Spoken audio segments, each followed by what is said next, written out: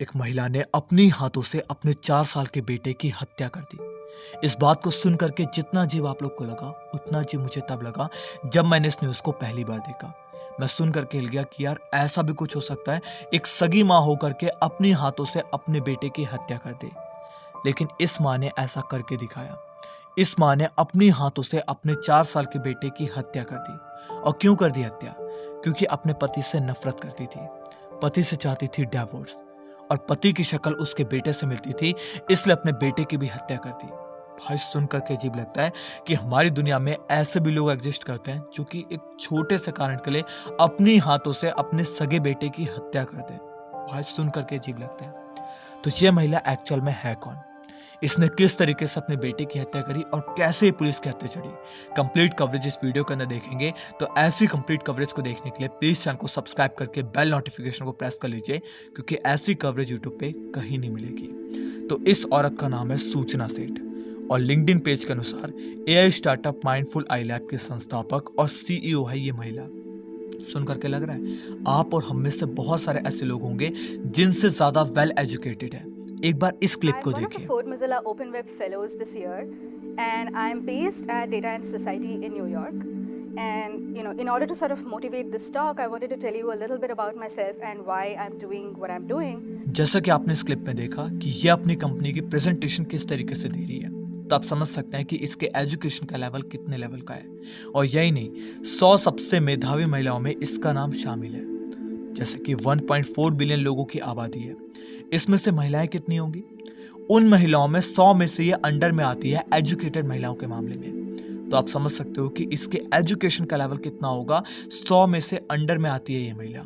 और यही नहीं, हमारी दुनिया की सबसे बड़ी यूनिवर्सिटी हार्वर्ड यूनिवर्सिटी, उसकी फेलो मेंबर्स भी रह चुकी है। तो आप समझ सकते हो कि एजुकेशन का मामला इसका बहुत लेवल का है। लेकिन इस महिला ने अपनी हाथों से अपने बेटे की हत्या करी, लेकिन ये मिनट मिनट में अपने स्टेटमेंट को बदल रही है। एक स्टेटमेंट में ये महिला कहती है कि मैं जगी तो वह मरा हुआ था, हत्या से किया इनकार। और एक स्टेटमेंट में यही महिला कहती है कि सूचना सेठ ने मासूम बेटे को मारने से पहले कफ सिरप पिलाकर किया था बेहोश। और यही नहीं, अगर हम नीचे चलें, जैसे कि बताया मैंने आपको, तकिए तौलिए को बनाकर हथियार अपने बेटे को मारा था इस महिला ने। 3 जगह पर 3 स्टेटमेंट। और ऐसे अगर आप जाकर के देखोगे तो बहुत सारी स्टेटमेंट इस महिला के द्वारा दी गई है। लेकिन इस महिला का अभी के टाइम पे करंट में क्या कहना है? इसका कहना है कि मैंने अपने बेटे को नहीं मारा, मेरा बेटा पहले से मरा पड़ा था, मैं सो के जगी तो वो बेटा मरा हुआ था। अगर मरा हुआ था तो आप होटल के अंदर थी, उस समय आप बता सकती थी, पुलिस को फोन कर सकती थी कि मेरा बेटा मरा हुआ है। आप अपने बेटे को उसी हालत में छोड़ देती और सीधा पुलिस को कॉल करती, पुलिस आती, उसके बाद देखती कि आपके बेटे के साथ क्या क्या हुआ, किसने किया और क्यों किया। लेकिन ऐसा इसने किया ही नहीं, ये वहां से भागने की फिराद में थी। मैं आपको कंप्लीट न्यूज़ बताऊंगा। अभी नीचे चलते हैं। तो यहाँ पर देखें, हत्या से 1 दिन पहले पति ने सीईओ सूचना को किया था मैसेज, यानी कि जो उसका पति था उसने सूचना को मैसेज किया था और की थी भावुक अपील। अब क्या अपील की थी इसको देखो। बेटे की हत्या करने से पहले सूचना ने अलग रह रहे पति को व्हाट्सएप मैसेज किया था, और सूचना ने पति से कहा, यानी कि औरत ने अपने पति से कहा, अगर वह और बेटा एक दूसरे से मिलना चाहते हैं तो बेंगलुरु के एक निश्चित स्थान पर आ जाएं। उसने खुद औरत ने कहा था कि बेंगलुरु में एक मैं जगह बता रही हूँ, वहां पर आ जाना अगर आप लोग अपने बेटे से मिलना चाहते हो। आप लोग नहीं, उस अपने पति से कहा था। सूचना ने पति को यह मैसेज तब भेजा था जब वह और 4 साल का बेटा गोवा पहुंच चुके थे, क्योंकि ये जो हत्या हुई है वो गोवा के अंदर हुई थी। तो इस महिला का कुछ अलग ही टाइप का प्लान था। अपने पति को कहती है कि बेंगलुरु आ जाओ, एक निश्चित स्थान पर, मैं आपको वहां पे अपने बेटे से मिलवा दूंगी। उसी टाइम पे यह महिला गोवा के अंदर मौजूद थी, और ये बेंगलुरु से गोवा गई थी। ये गोवा के अंदर रहती नहीं थी, ये बेंगलुरु से गोवा गई थी 4 साल के बेटे के साथ क्या करने? हत्या करने उसकी। बहुत सिंपल सी बात है। अब पुलिस कहती है महिला कैसे चली, इसको देखते हैं। तो कुछ दिन यहीं रहने के बाद सूचना सेठ ने अपार्टमेंट के स्टाफ से कहा कि वह किसी काम से बेंगलुरु जाना चाहती है, यानी कि वापस अपने घर जाना चाहती है। इसके लिए एक टैक्सी का इंतजाम करते। इस पर स्टाफ ने महिला को सुझाव दिया कि वह टैक्सी के बजाय फ्लाइट से जाए, क्योंकि टैक्सी से जाना ज्यादा महंगा पड़ेगा। लेकिन महिला ने टैक्सी से जाने की बात कही। इस बात को समझ रहे हो? यानी कि अगर इसने नहीं मारा तो ये क्यों कह रही थी कि मैं फ्लाइट से नहीं जाऊंगी? फ्लाइट पे होती है चेकिंग, टैक्सी में होती है कोई भी चेकिंग नहीं, आराम से पार हो जाते हैं। तो इस महिला ने जो स्टाफ था वहाँ पे जहाँ पे रह रही थी गोवा के अंदर, उनसे कहा कि आप एक काम करो, मेरे लिए एक टैक्सी बुक कर दो। टैक्सी का किराया था टोटल यहाँ पे बताया जा रहा 30,000 के करीब, और फ्लाइट का किराया आप जानते हैं कि इससे कम ही होता। तो अपार्टमेंट के स्टाफ ने कहा कि आप मत करो ऐसा, लेकिन इसने कहा कि नहीं, मुझे टैक्सी बुक कर दो। इसके बाद इस पर स्टाफ ने टैक्सी का इंतजाम कर दिया और महिला 8 जनवरी की सुबह बेंगलुरु के लिए निकल गई। महिला के जाने के बाद जब स्टाफ कमरे की सफाई करने पहुंचा तो उसने कमरे में खून के धब्बे देखे, तो पुलिस को सूचना दी गई। स्टाफ ने पुलिस को यह भी बताया कि महिला जब बेंगलुरु के लिए निकली तो उसका 4 साल का बेटा उसके साथ नहीं था और वह अपने साथ एक बड़ा सा बैग लेकर गई। इस पर पुलिस ने सूचना सेठ को फोन किया, यानी कि जैसी वो महिला 8 जनवरी को निकली उसके बाद वो जो वहाँ के स्टाफ थे उनको दिखा खून के डिब्बे उस कमरे में, तो उन्होंने पुलिस को फ़ोन करके बताया। तो पुलिस ने सूचना सेठ को फ़ोन करके पूछा कि एक्चुअल में ऐसा क्या हो गया है कि आपके कमरे में खून के धब्बे पाए गए हैं। तो महिला ने क्या बताया उसको देखो। महिला ने बताया कि उसके मासिक धर्म यानी कि पीरियड्स की वजह से खून के धब्बे लगे और उसका बेटा उसके दोस्त के घर पर है। लेकिन महिला ने दोस्त के घर का जो पता बताया वह जांच में फर्जी निकला। इस बात को समझ रहे हो? पुलिस को यहाँ पे एक्चुअल में शक हो गया, क्योंकि उसने कहा कि मेरा बेटा एक दोस्त के घर पर है और उस दोस्त का जो एड्रेस बताया उसने, वहाँ पर कोई ऐसा एड्रेस था ही नहीं। वो जांच में वो एड्रेस पूरी तरीके से फर्जी था। अब इसके बाद सूचना सेठ को गोवा से बेंगलुरु ले जाने वाले कैब ड्राइवर ने क्या बताया। अब देखो कैब ड्राइवर के अंदर क्या क्या हुआ था, अब उस कैब के अंदर क्या क्या हुआ था उसको जानते हैं। आपको कैसे ये जानकारी मिली थी, कैसे लेकर गए थे, पूरा बताइए जरा। ये कस्टमर को जी। वो तो होटल से कॉल आया था मुझे रात को, बोला कि अर्जेंट बेसिस पे बेंगलोर ड्रॉप है करके। तो वगैरह रेट वगैरह सब हो गया, बात किया। फिर एक जल्दी मतलब जल्द से जल्द एकदम 10 मिनट के अंदर ऐसा कंफर्मेशन आया कि गाड़ी भेज दो करके। तो 12:30 बजे टाइमिंग फिक्स किया था। 12:30 बजे उधर गाड़ी पहुंचा। हम लोग 2 ड्राइवर गए थे क्योंकि ये अर्जेंट बेसिस था, तो हमको ये नहीं था कि रास्ते में गाड़ी रोकेंगे, मतलब थोड़ा नींद पूरी नहीं हुई इसलिए ना, इसलिए 2 ड्राइवर गए थे। तो 12:45 बजे वो गाड़ी में बैठी। गाड़ी में बैठी तो थोड़ा बैग मेरे को बोली कि बैग थोड़ा लेके आओ करके। तो बैग मैंने लेके आया तो बैग मुझे बहुत भारी लगा, लेकिन उतना कुछ डाउट नहीं था वो टाइम पे। फिर वो गाड़ी में बैठने के बाद पूरी जर्नी चूकी थी। और गाड़ी स्टार्ट करने के बाद में 2 घंटे बाद जब जैसे हम लोग घाट सेक्शन पे पहुंचे, हिल्स पे, गोवा कर्नाटका के बॉर्डर पे ऑलमोस्ट इंटरसेक्शन पे, तो उधर एक्सीडेंट हुआ और वो पूरा रोड जाम हो गया। तब उधर पुलिस था, तो मैंने पुलिस को जाके पूछा कि सर ये कितना टाइम लगेगा ये सब क्लियर होने को। तो पुलिस बोला कि मिनिमम 4 घंटा लगेगा।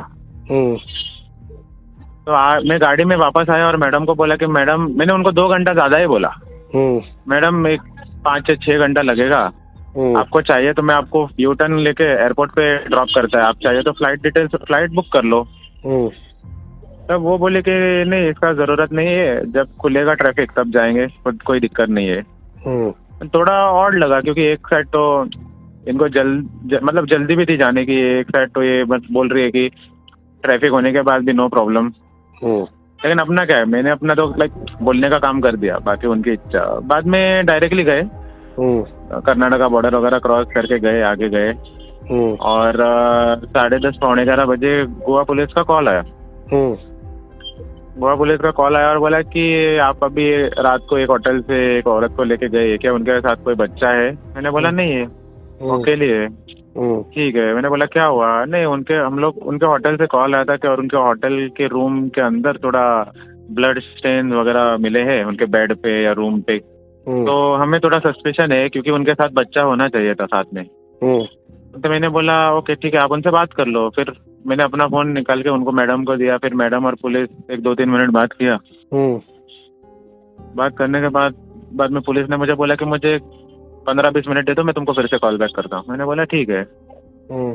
फिर आगे जाके 15-20 मिनट बाद कॉल आया और बोला कि हम जो मैडम ने एड्रेस दिया था, कुछ डिटेल्स दिया था, वो सब फेक निकला और अभी हम लोग 100% श्योर है कि कुछ ना कुछ गड़बड़ है ही करके।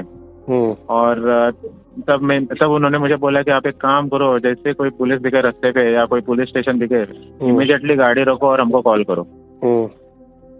तो ऐसे गाड़ी चलाते चलाते मैंने देख लिया गूगल मैप्स वगैरह डाल के, तो मुझे nearest police station actually back दिखा, मतलब बहुत बैक, ऐसा 50-100 किलोमीटर बैक यू टर्न लेके।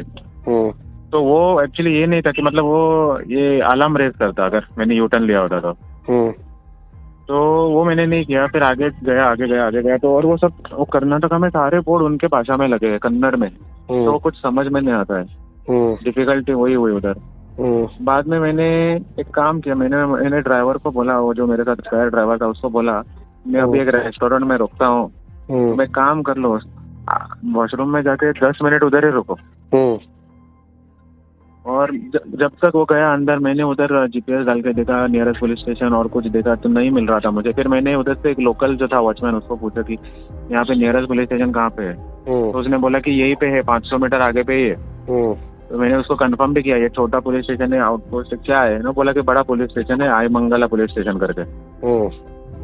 फिर बोला कि फिर मैंने हम लोग मतलब गाड़ी में बैठे, गाड़ी स्टार्ट किया और गए, वही सर्विस रोड से ही गए आगे।